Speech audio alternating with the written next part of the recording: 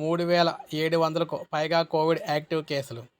ఈ వైరస్పై డబ్ల్యూహెచ్ఓ మనకు ఏం చెప్తుందంటే, మనం వివరాలు చూసుకున్నట్లయితే దేశంలో కోవిడ్ వ్యాప్తి రోజు రోజుకు పెరుగుతూ ఉంది.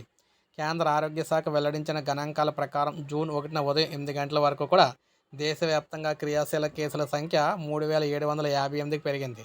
వీటిలో అత్యధికంగా కేరళలో 1400 కేసులు ఉండగా, మహారాష్ట్రలో 485, ఢిల్లీలో 436, గుజరాత్లో 320, పశ్చిమ బెంగాల్లో 287, కర్ణాటకలో 238, ఆంధ్రప్రదేశ్లో 23, తెలంగాణలో 3 చొప్పున ఉన్నాయి.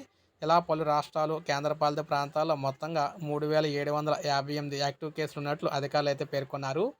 అలాగే ఈ ఏడాది కోవిడ్ సంబంధిత మరణాలు కూడా 28కి అయితే చేరినాయి అనమాట. అంటే ఇప్పటికి 28 మంది అయితే చనిపోయారు కోవిడ్ కారణంగాన. కోవిడ్ మళ్ళీ వ్యాప్తి చెందుతూ ఉండడంతో ప్రపంచ ఆరోగ్య సంస్థ ఇటీవల అయితే స్పందించింది. వ్యాప్తిలో ఉన్న LF7, NB 1.8.1 సబ్ వేరియంట్లను పర్యవేక్షణలో ఉన్న వేరియంట్లుగా పరిగణించిందనమాట. పలు దేశాల్లో విస్తృతంగా వ్యాప్తి చెందుతున్న NB 1.8.1 వేరియంట్తో ఇన్ఫెక్షన్ వ్యాప్తి, ఆసుపత్రిలో చేరికలు ఒకేసారి పెరుగుతున్న ప్రస్తుతం అందుబాటులో ఉన్న డేటా ప్రకారం ఇతర వేరియంట్లతో పోలిస్తే ఇది తీవ్రమైన అనారోగ్యానికి దారితీస్తుందన్న సూచనలు అయితే ఏమీ లేవని చెప్పేసి అన్నారు. ఇప్పటికే ఆమోదం పొందిన కోవిడ్ వ్యాక్సిన్లు ఈ వేరియంట్ లక్షణాల ప్రభావాన్ని కట్టడి చేయడంలో సమర్థవంతంగా పనిచేస్తున్నాయని భావిస్తూ ఉన్నారన్నమాట.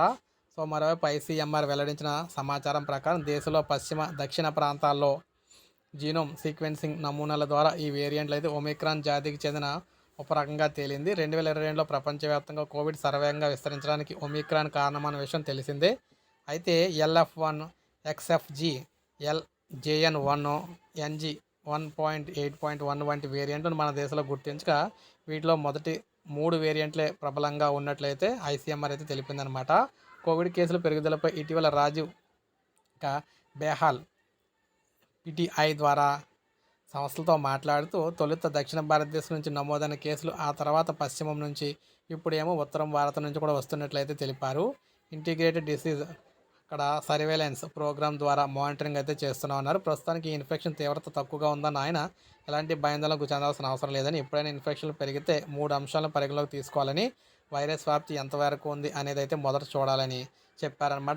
ఏది ఏమైనా మొత్తం మీద కోవిడ్ కేసులు అయితే భారీగా పెరుగుతున్నాయి దేశంలోనూ, అలాగే మన రాష్ట్రంలో కూడా. ఇది అప్డేట్. ఒక లైక్ చేయండి, సబ్స్క్రైబ్ చేసుకోండి, మన ఛానల్ సబ్స్క్రైబ్ చేసుకొని ఫాలో అవుతాను.